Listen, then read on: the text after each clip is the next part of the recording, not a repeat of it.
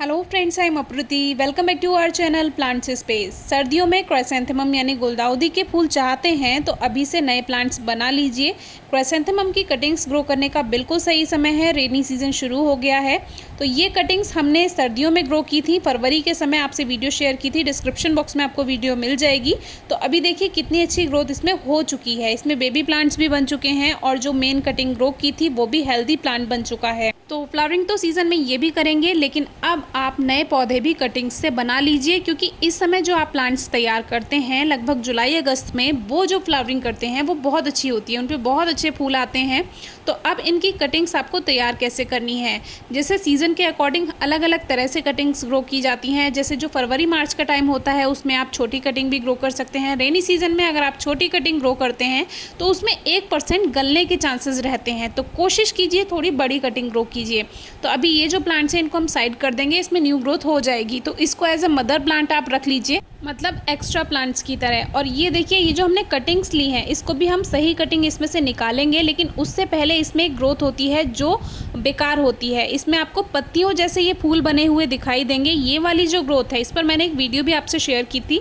इसको तुरंत पौधे पर से हटा दें, चाहे मेन प्लांट है तो भी और चाहे आप कटिंग ग्रो कर रहे हैं तो भी ये हटा दीजिए। ये वहीं पे स्टॉप लगा देता है, ग्रोथ नहीं होने देता, और ये आपको हर प्लांट में अक्सर देखने के लिए मिल ही जाएगा। और ये जो खिली हुई ग्रोथ है, यानी ये जो न्यू शूट वाली ग्रोथ है, इनको आप रहने दें, लेकिन ये जो फूल जैसा आपको दिखाई देगा पत्तियों का, ये यहाँ पे स्टॉप लगा देता है। तो एक तरह से ये स्टॉपर है, इसको हटा देना ही बिल्कुल सही रहेगा।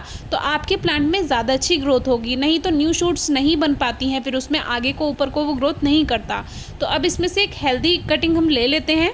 और इस समय सॉफ्ट कटिंग आपको नहीं लेनी है, यानी जो ऊपर ऊपर की ग्रोथ होती है, बहुत से लोग वही 1-2 इंच की कटिंग लेकर ग्रो कर देते हैं, लेकिन उसका एक नुकसान ये रहता है, मान लीजिए बारिश अगर बहुत ज़्यादा हो जाती है तो वो जो सॉफ्ट कटिंग है वो गल जाती है, तो इसी वजह से आपकी कटिंग्स में ग्रोथ नहीं होती। अब जो हमने ये कटिंग ली है इसमें देखिए हार्डवुड है, यानी कि हल्का सा ब्राउननेस होना चाहिए, थोड़ी हार्ड कटिंग होनी चाहिए। ये जो ऊपर की आपको ग्रीन ग्रीन सॉफ्ट कटिंग दिख रही है ये गल जाएगी अगर आप इसको बारिश में लगाएंगे। तो कोशिश कीजिए थोड़ी हार्ड कटिंग, जैसे कि यहाँ से इसकी कटिंग आप कर सकते हैं। मैंने तो ये 3 ब्रांच वाली पूरी कटिंग ली है, आप इसमें से एक भी ले सकते हैं। जो ऊपर ऊपर की ये 2-3 हैं, अलग अलग भी इनको लगा सकते हैं अगर आपके पास कम कटिंग्स हैं तो मुझे ये पूरा ही लगाना है। देखिए हार्डवुड है ये, तो इसमें क्या है, गलने के चांसेस कम रहते हैं।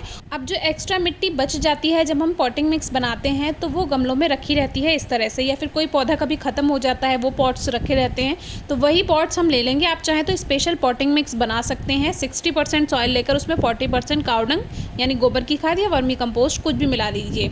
तो हमने तो ऐसे ही इसको लगा दिया, क्योंकि ये पॉटिंग मिक्स हमारा बना हुआ रखा था, तो इसी में हमने इसको लगा दिया। अब ये हम, बहुत से लोग पूछेंगे कि क्या छाया में रखना ज़रूरी है या पॉली बैग से कवर करना ज़रूरी है। कोई ज़रूरत नहीं है। रेनी सीजन में मौसम में ह्यूमिडिटी होती है, मॉइस्चर होता है, तो अपने आप कटिंग्स ग्रोथ करती चली जाती हैं। जब आप एक्स्ट्रा केयर करते हैं तो उसमें फंगल इन्फेक्शन का डर रहता है। मान लीजिए आपने पॉली बैग से कवर कर दिया, उसको बार बार आपको चेक करना पड़ेगा, उसमें फंगस लग सकती है। तो इसको ऐसे ही आपको लगा देना है, बस अच्छे से सॉइल को प्रेस कर दीजिए, यानी कि जो इसका कटेड पोर्शन है वो पूरा कवर हो जाना चाहिए मिट्टी से। और इसको जहाँ आप चाहे वहाँ रख सकते हैं।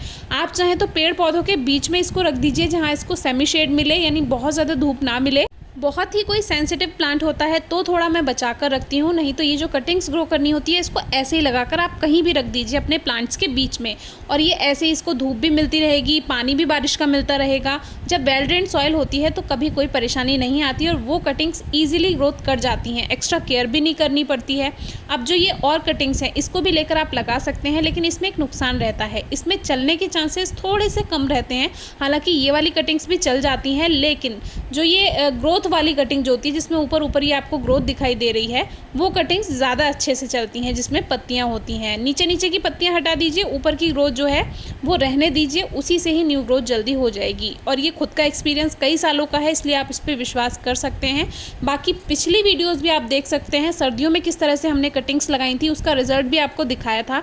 तो सर्दियों में लगाने का तरीका और रेनी सीजन में लगाने का तरीका थोड़ा सा डिफरेंट होता है, क्योंकि सर्दियों के समय मौसम में ड्राइनेस होती है, सूखापन होता है, और रेनी सीजन में मौसम में ह्यूमिडिटी है, यानी मॉइस्चर है, नमी है, तो उसमें गलने के चांसेस रहते हैं। तो कोशिश कीजिए जो सॉफ्ट कटिंग है वो ना लगाएं, थोड़ी हार्डवुड रहेगी तो उसमें क्या है, रूट्स बनने के चांसेस ज़्यादा रहते हैं। हम देखिए सेकंड वाली भी हमने कुछ इस तरह से ही लगा दी। तो जो छोटी-छोटी कटिंग्स होती हैं वो भी चल जाएँगी, हम ये नहीं कह रहे कि वो नहीं चलेंगी, लेकिन इनके चांसेस जो होते हैं ग्रोथ करने के वो ज़्यादा होते हैं। अब हमने मदर प्लांट को ज़्यादा प्रून इसलिए कर दिया क्योंकि न्यू शूट्स नीचे से उसमें आएँगी तो वो प्लांट थोड़ा हाइट उसकी अच्छी रहेगी, छोटी रहेगी। नहीं तो अगर आप चाहें ऊपर-ऊपर से कटिंग ले सकते हैं। अब देखिए इस तरह से हमने थोड़ा ध्यान रहेगा कौन से प्लांट की कटिंग कौन सी है, तो उसी प्लांट के आगे रख दिया है जहाँ-जहाँ से कटिंग्स ली हैं। कुछ कटिंग्स ऐसे तैयार हो गई। तो ये हमने जुलाई में काम कर दिया। अब इसमें सितंबर तक बहुत अच्छे से ये प्लांट्स बन के तैयार हो जाएंगे। Thank you.